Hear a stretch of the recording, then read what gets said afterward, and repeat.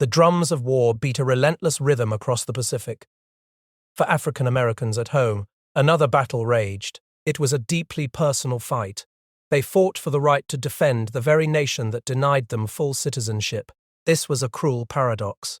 America fought for freedom abroad, yet it enforced a Jim Crow army at home. This was the era of the WWII. It was a rallying cry for victory against fascism overseas. It also called for victory against racism within America's own borders. "We were fighting the war against the bigotry at home," veteran Stephen Robinson would later reflect, "and fighting the war against the bigotry overseas." His words echoed the profound irony of the time. For centuries, federal policy and ingrained racist ideologies rigorously excluded African Americans from military service. This was particularly true for the U.S. Marine Corps. It remained, by design, a white enclave. This exclusion was not merely a practice, it was a deeply held conviction within the Corps' leadership. Major General Thomas Holcomb was then Commandant of the Marine Corps. He famously articulated this prejudice with chilling clarity. If it were a question of having a Marine Corps of 5,000 whites or 250,000 Negroes, he stated, "I would rather have the whites." Such pronouncements solidified a deep-seated belief. The Marine Corps was simply not open to diverse enlistment. This was a myth that would soon be shattered. It would be shattered by the sheer force of circumstance and human will. Some, like Al Banker, recognized this as history in the making. They desperately wanted to be a part of it. They wanted to break through that barrier. Others, like Reuben McNair and Joseph Myers, were accustomed to the Corps' white image. They were genuinely surprised by the visceral reactions of gunnery sergeants. This happened when they expressed a desire to enlist. Beyond the fight for dignity, a more immediate reality gripped many African American families. It was the lingering economic devastation of the Great Depression. Many were trapped in cycles of poverty. They lived in conditions akin to almost slavery again on tenant farms. Others struggled to find decent jobs in mill towns. For them, military service offered a tantalizing prospect of stability and structure. This was true even within a segregated environment. The looming shadow of World War II further compelled decisions. The draft, instituted in 1939, was also a factor. Many recognized that enlisting proactively offered a chance to choose a service branch. This was preferable to facing involuntary assignment. As the war escalated, the need for manpower became critical. The nation's entrenched racial policies came under immense pressure. Civil rights organizations had long fought for equality. They now saw an unprecedented opportunity. A pivotal moment arrived on June 25, 1941. Philip Randolph was the powerful president of the Brotherhood of Sleeping Car Porters. He threatened a massive march on Washington. His demand was clear and urgent. He called for equal opportunity in defense industries and government agencies. The specter of tens of thousands of Black Americans marching on the nation's capital forced President Franklin D. Roosevelt's hand. On June 25, 1941, he signed Executive Order 8-8002. This prohibited discrimination in defense industries and government agencies. This landmark executive order was born of necessity and relentless civil rights activism. It finally compelled the Marine Corps to reluctantly accept Black enlistees. This marked a pivotal, if bitterly contested, turning point in its history. The door, however narrowly, had been forced open. The establishment of Montford Point Camp in North Carolina was an act of profound paradox. The urgent demands of World War II had finally forced the Marine Corps to open its ranks to African Americans. However, the deeply entrenched Jim Crow laws of the era dictated that this integration would be anything but equal. Rather than welcoming Black recruits into existing training facilities, the Corps opted for segregation. They carved out a separate, often primitive, training ground. This was under the prevailing myth that Black soldiers were incapable of rigorous discipline. Here, on the marshy, insect-ridden land, a new breed of Marine would be forged. Their reasons for answering the call were as varied as the men themselves. Some felt raw patriotism and a hunger for adventure. Others faced the stark realities of economic survival. Still others had a resolute determination to dismantle racial barriers from within. But whatever their initial spark, the journey to Montford Point served as an immediate and brutal immersion. It plunged them into the pervasive, systemic racism that defined their nation. Many, particularly those from the north, had their illusions shattered. This happened the moment their trains crossed the Mason-Dixon line. They encountered a harsh, undeniable reality of "for white only" signs. They also faced discriminatory treatment. This occurred even while wearing the nascent uniform of their country. The bitterness of those initial encounters became a shared, searing memory. So did the forced segregation in travel and public spaces. Upon arrival, the Montford Point boot camp itself was a crucible. It was designed to strip away civilian identity. Through intensely challenging conditions, it would forge disciplined Marines. The oppressively hot and humid summers saw temperatures often soaring above 90 degrees. These gave way to winters that plunged well below freezing. The porous, sandy soils and dense, vine-choked forests were home to swarms of mosquitoes. They also held no-see-ums and deer flies. Their bites raised quarter-sized welts. Recruits were immediately plunged into a world of relentless activity. Practically all movement was done on the double. They were stripped of their civilian clothes and issued ill-fitting uniforms. Their personal items were sent home. Individuality was systematically erased. The communal utility suits became a second skin. They were often worn wet or dry after being scrubbed at wash racks. This brutal transformation was often compounded by pervasive racism. At times, there were outright abusive practices from some white instructors. The camp was disparagingly referred to as Monkey Point. Recruits from diverse professional backgrounds found themselves subjected to the same indignities. These included professors, lawyers, and medical students. They often felt instructors were fishing or harassing them unfairly. They were denied access to main facilities, like the PX or sick bay. They were relegated to menial duties. They faced open racial slurs. Yet, within this harsh environment, some white officers displayed fairness. This was despite their toughness. They had committed to the task of training black troops. A pivotal shift in the training dynamic came with the gradual introduction of black drill instructors. These men were themselves products of the segregated system. They were driven by an intense, almost fierce determination for their recruits to succeed. They understood that failure was not an option. This was true not just for the individual. It was also true for the very future of African Americans in the Marine Corps. These black DIs often imposed even more rigorous training than their white counterparts. They did this to prove their worth. They also debunked the racist myth that black soldiers were incapable of such discipline. They pushed their platoons through grueling hand-to-hand combat. They also endured relentless rifle range practice and punishing obstacle courses. This prepared them for amphibious assaults on nearby Atlantic beaches. This shared hardship fostered a powerful sense of camaraderie and esprit de corps among the recruits. It was intensified by the DI's unwavering resolve. They found solace in cards, conversation, and sharing mail from home. They understood that they were in this fight together. Graduation from Montford Point was more than just the end of boot camp. It signified a profound personal achievement. These men, once civilians, had been transformed into Marines. They were capable of enduring extreme adversity. They emerged hardened, disciplined, and imbued with an unshakable sense of pride. This was despite the deeply ingrained segregation that had defined every step of their entry into the Corps. Through sheer grit and resilience, they had met the rigorous standards of the Marine Corps. By their very existence and success, they had begun an arduous process. They were dismantling the racist assumptions that had long excluded them. As the war escalated, the Montford Point Marines were fresh from their crucible of training. They were deployed across the vast expanse of the Pacific. They were hurled into a theater of unimaginable savagery. There, the very landscape seemed to conspire against life. Their primary assignment was often logistical. This included operating heavy equipment and building infrastructure. Most critically, it involved handling the torrent of ammunition required to sustain brutal island-hopping campaigns. These were not glamorous roles. However, they were the sinews of war. Without them, no advance could be made, and no battle won. They were ammunition carriers, stretcher-bearers, and unsung heroes of supply lines. These men found themselves operating on the very edge of the front lines. Their duties were as perilous as any rifleman's. The sudden concussive explosions of Japanese mortars and artillery did not discriminate. They did not care about skin color or job description. Every man in the landing zone was a target. Yet, even amidst the existential threat of combat, the Montford Point Marines found themselves fighting a war on two fronts.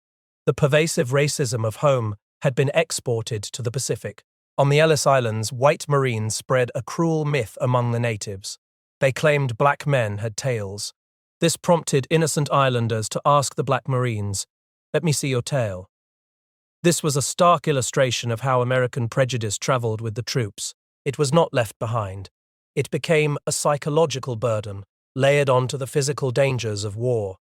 In occupied territories, incidents of overt hostility were not uncommon. Sometimes they escalated to violence. The constant need to be vigilant created a unique and exhausting psychological strain. They had to watch out for both the enemy and the ingrained bias from fellow servicemen. In the crucible of fierce island battles, the grim realities of the Pacific theater frequently thrust these support Marines into direct combat roles.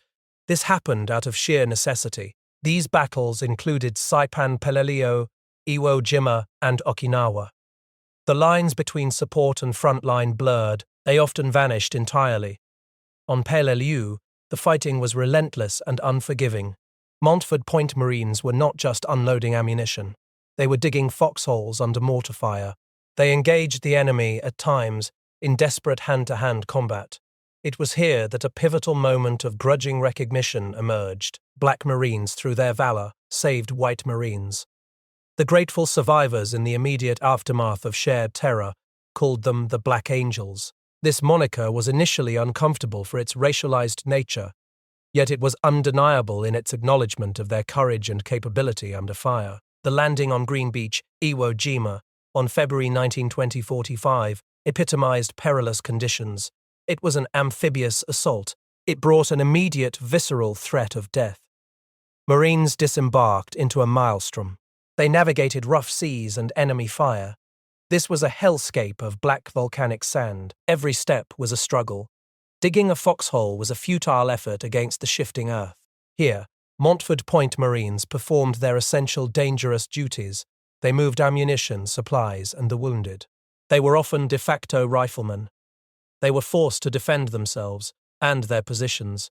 They proved their mettle with every shell handled and every bullet fired. They were not just witnesses to the carnage. They were integral to the fight.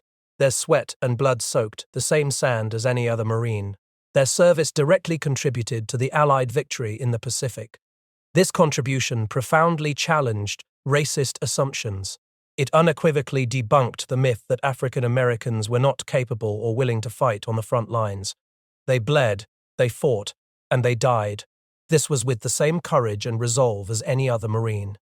The iconic flag raising on Mount Suribachi on Iwo Jima was a symbol of national triumph.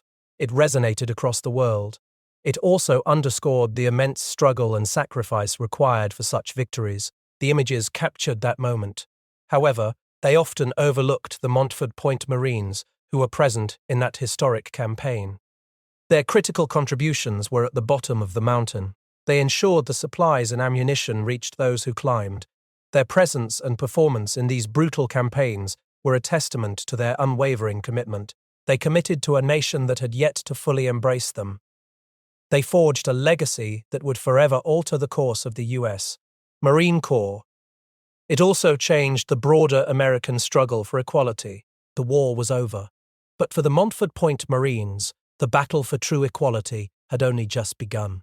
They had faced down Japanese bullets.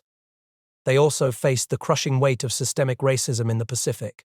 They proved their mettle with every drop of sweat and blood. Yet, the nation they returned to in 1945 remained stubbornly entrenched. It still held on to the very segregation they had fought to dismantle abroad. The hypocrisy was a bitter pill. They were celebrated as heroes for defending freedom, but they were denied it on their own soil. Many had witnessed a different reality overseas. The exigencies of war sometimes blurred racial lines, or local populations did not carry the same ingrained prejudices. This taste of something better, however fleeting, fueled a fierce determination. They would demand the same respect at home. But the transition was jarring. Upon returning to the US in 1947, Marine Johnny Givian was greeted at Camp Pendleton. The chilling welcome was, "Here come the nigger Marines." It was a stark reminder. The uniform had earned them grudging respect in combat, but it offered little protection against the enduring venom of racism back home. Segregation was not just a societal norm. It was institutionalized even on military bases. At Camp Pendleton, roped-off areas in mess halls and theaters dictated where black service members could eat and relax. They were often relegated to the oldest, most dilapidated barracks. One example was the Hughes Building. This was a physical manifestation of their second-class status. In late 1949, Corporal Thomas Cork was fresh off the train at Pendleton. He was knocked off a street by white Marines. Then, he was apprehended by MPs for a dirty cap. It was a petty humiliation that spoke volumes about the daily indignities. At Camp Lejeune between 1948 and 1952, Melvin Borden recalled degrading conditions. These were for working parties of black Marines. "You don't go in no barrack," they were told. "You take one of the hole, pothole. If you want to go to the bathroom, go in there." It was a deliberate, dehumanizing policy. It denied them even basic comfort and dignity within the very institution they served. The psychological toll was immense. It was a constant, low-burning resentment. This simmered beneath the surface of military discipline. In 1953, Reuben McNair returned to Camp Lejeune from Korea. A lieutenant refused to shake his hand. He looked at him as if he were a piece of dirt. This moment was so profoundly dehumanizing. It prompted a first sergeant to intervene and initiate an inquiry. The legal landscape began to shift in July 1948. President Harry Truman recognized the moral imperative. He also saw the growing political power of black communities. He signed Executive Order 9991. This landmark order officially mandated the desegregation of the armed forces. It declared, "There shall be equality of treatment and opportunity for all persons in the armed services without regard to race, color, religion, or national origin." It was a pivotal legal step. It was a crack in the edifice of Jim Crow. But its implementation was anything but immediate or smooth. The Marine Corps, in particular, proved resistant to change. It dragged its heels in the face of the presidential decree. Montford Point itself, the segregated training facility, was only officially deactivated in September 1949. This was more than a year after Truman's order. Even then, many Montford Point veterans remaining on active duty continued to serve in segregated units for a time. This was a testament to the deep-seated resistance within the Corps. The idea that military service automatically erased racial barriers was a myth. It was constantly challenged by the lived experiences of black Marines. Yet, individuals began to push back. They were emboldened by their wartime service and the promise of Truman's order. In the early 1950s at Camp Lejeune, Johnny Tompkins noticed something. The enlisted club on Onslow Beach remained segregated. Colored night was relegated to a Thursday. Tompkins, a combat veteran, directly challenged his superiors. "Black Marines don't party on Thursday night," he asserted. "They party on Saturday night." He questioned why such blatant segregation was tolerated. He demanded equal treatment. His persistence led to a meeting of generals. Ultimately, it led to the integration of the beach and the club. Similarly, in 1952, William Vann found himself passed over for platoon sergeant. He was a combat veteran of Charlie Company, 3rd Regiment.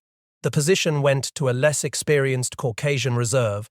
Vann was senior and had a clean record from surviving North Korea. He appealed directly to his commanding officer. Then, he appealed to the battalion commander. "I'm senior to you," he declared. "Plus, I'm a combat veteran." His assertion was undeniable. It led to his transfer to C Company. There, he was given command of a platoon. He was later promoted to staff sergeant. These were not mere complaints. They were direct challenges. They were acts of defiance that chipped away at the stubborn walls of segregation.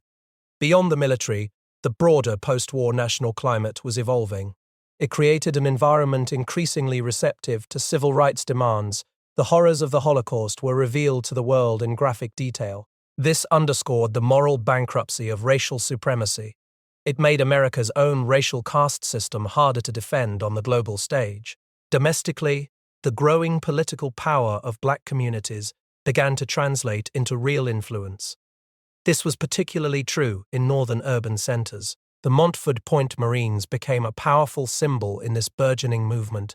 This was through their unwavering service. It was also through their refusal to accept second-class citizenship. Their struggle for equality within the military was a microcosm of the larger civil rights movement. It laid crucial groundwork for future advancements. These would eventually lead to landmark decisions. One was the Supreme Court's 1954 ruling against segregated public schools. Another was the monumental Civil Rights Act of 1964. The Korean War erupted in June 1950. North Korea swiftly invaded the South. This plunged the nascent U.S. military into a new, unexpected crucible. This was not just a conflict over ideology. It became the searing furnace where the imperative for full racial integration was finally forged. This integration was mandated by executive order, yet it was resisted in practice. It was forged by the brutal necessities of the battlefield.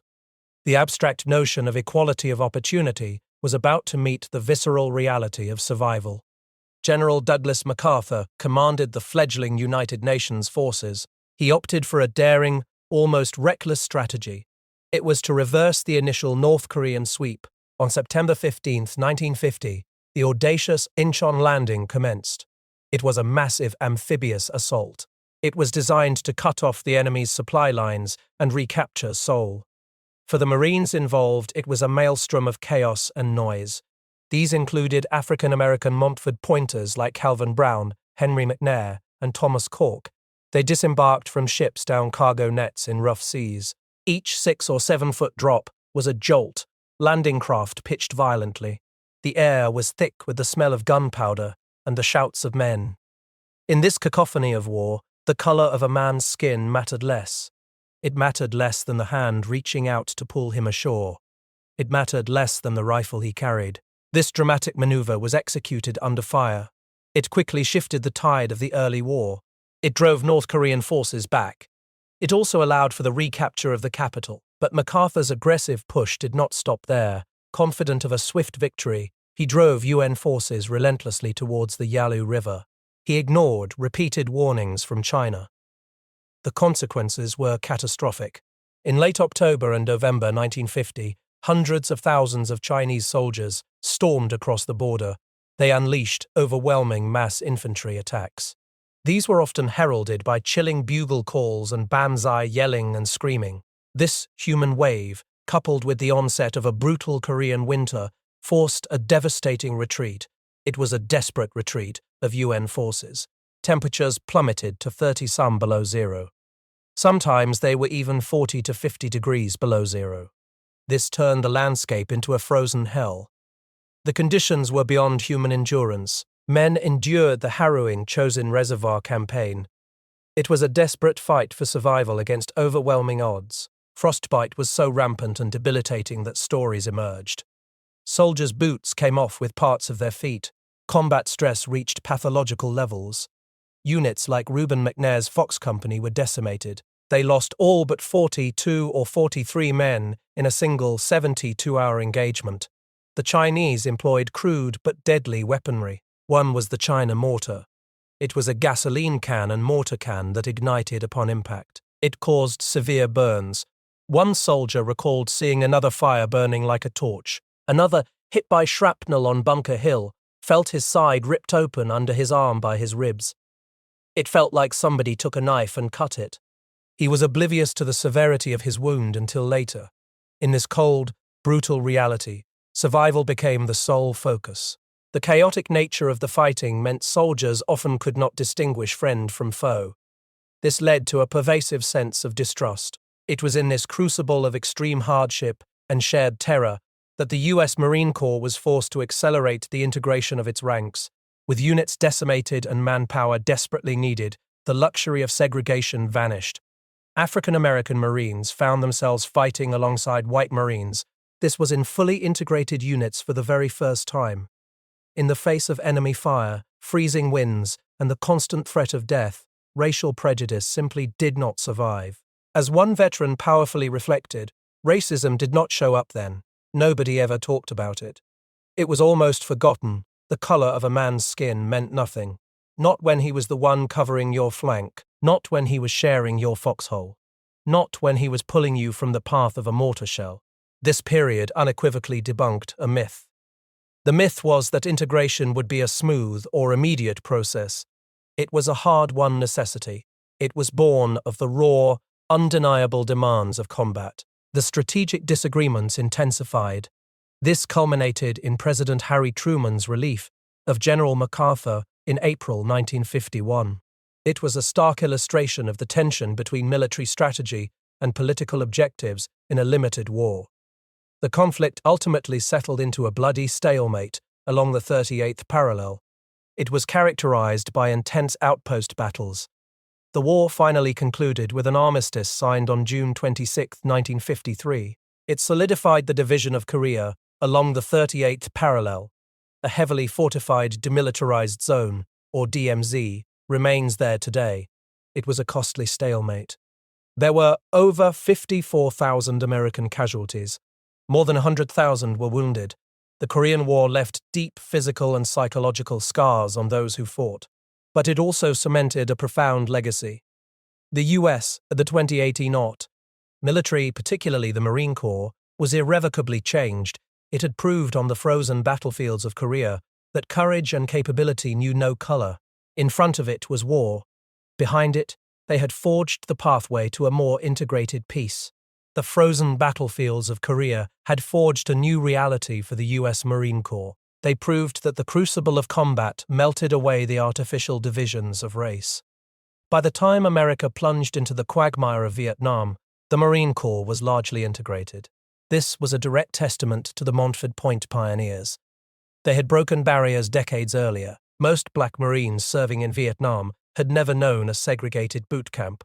They had never known all black units. Instead, they stepped into a corps where the man beside them was a brother, a buddy, and a lifeline. This was regardless of color. Yet this hard-won integration did not erase the shadow of racial injustice back home. Black Americans serving in Vietnam still fought on two fronts. They fought against the Viet Cong.